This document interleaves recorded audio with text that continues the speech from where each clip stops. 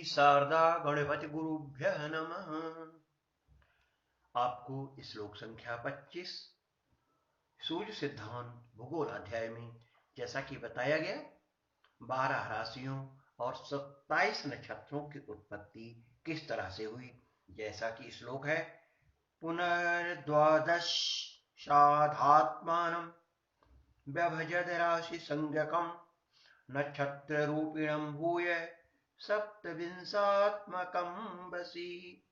यहाँ पर ब्रह्मा के मन से कल्पित वृत्त से को पहले 12 राशियों में और बाद में 27 नक्षत्रों में विभक्त किया गया। अब चराचर जगत की उत्पत्ति के विषय में पूर्व श्लोक में भी हमने थोड़ी सी चर्चा की है और पुनः उसी क्रम को आगे बढ़ाते हुए जैसा कि श्लोक संख्या 26 में बताया गया है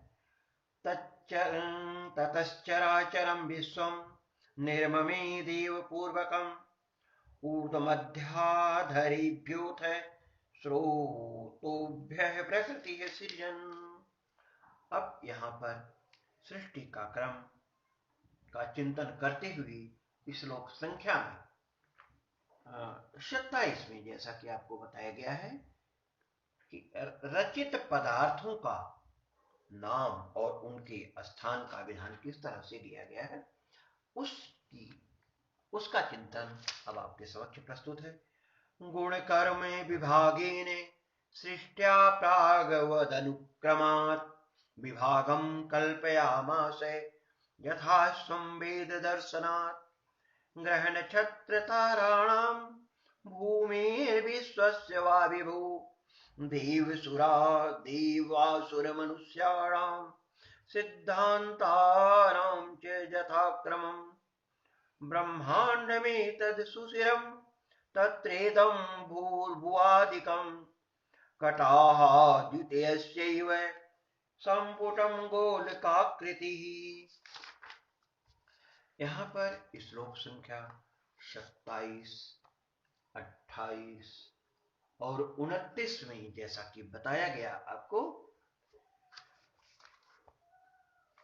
तदोपरांत गुण कर्म विभागानुसार पूर्व कल्पित विधि से अर्थात चराचर सृष्टि की रचना जिस तरह से इसका क्रम वेदों में बताया गया है उसके अनुसार ग्रह नक्षत्र तारा भूमि विश्व भूर्भुवादि देव असुर मनुष्य एवं सिद्ध आदि का ब्रह्मा ने विभाजन किया। यह ब्रह्मांड अंड के मध्य का अत्यंत विस्तृत छिद्र है अर्थात 2 अंड कटाहों के मध्य का विशाल रिक्त स्थान अनंत आकाश संज्ञक है। 2 अंड कटाहों द्वारा संपुट होने से यह गोल आकृति वाला होता है। इसी के मध्य में भूर्भुवाद लोक अवस्थित है। यहाँ पर श्लोक संख्या 26 से 29 में जैसा कि बताया गया आपको श्लोक संख्या 26 में वर्णन आया है कि तत्पश्चात श्रेष्ठ मध्यम और अधम स्रोतों से सत्वात्मक रजोगुणात्मक एवं तमोगुणात्मक त्रिभेदात्मक प्रकृति का निर्माण करने के उपरांत अर्थात करके ब्रह्मा ने देवता मनुष्य राक्षस आदि चराचर विश्व की रचना की। श्लोक संख्या 27 में जैसा कहा गया है गुण और कर्म के अनुसार पूर्वोक्त क्रम से सृष्टि की रचना जैसा कि वेदों में बताया गया है उस रीति के अनुसार देश काल के भी विभाग किए। श्लोक संख्या 28 में बताया गया है समर्थमान ब्रह्मा ने ग्रहों नक्षत्रों तारों पृथ्वी संसार देवताओं मनुष्यों और सिद्धों को यथाक्रम स्थान दिया अर्थात उनकी भी स्थापना की। श्लोक संख्या 29 में दो समान कड़ाहों की मुंह में को मिला देने से जिस तरह से गोल की संरचना तैयार होती है, उसी प्रकार से इस ब्रह्मांड की अवकाश भाग में भूर्भुवः आदि लोक भी स्थित हैं। अब यहाँ पर ब्रह्मा ने सृष्टि के क्रम का जो विभाजन किया है वो इस तरह से वैज्ञानिक और क्रमानुरूप है, जैसा कि कहा गया ततश्चराचरम विश्व, ततः अर्थात ग्रहर्च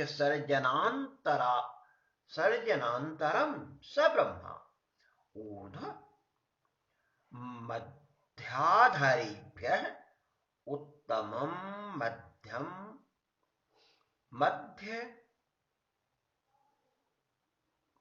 अधम स्वरूपेभ्यः स्रोतोभ्यः गुणरीतिभ्यः प्रकृति सत्वरजस्तमो विभेदात्मिकाः प्रजा सृजन उत्पादयन् देवपूर्वकं देवः पूर्वं यस्मिस्ततः, अर्थात देव मनुष्यासुर पशु पतंगादिक चराचरम चेतन जड़ात्मकं विश्वम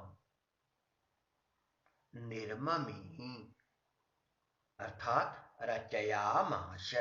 सत्वगुणात्मिका देवानां, रजोगुणात्मिका मानवानां, तमोगुणात्मिका रक्षस्तीर्य यज्ञो निगातानां सृष्टिर भू इति इत्यर्थः।